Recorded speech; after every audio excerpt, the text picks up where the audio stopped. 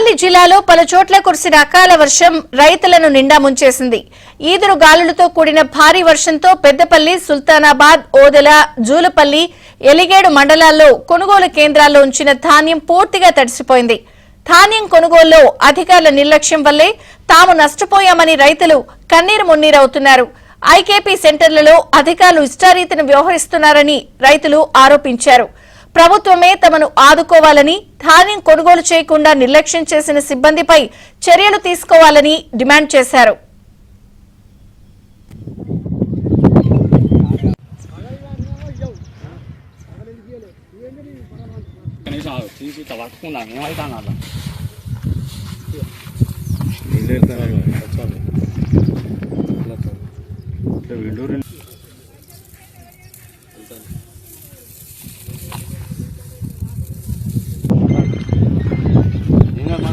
మాట్లాడాలి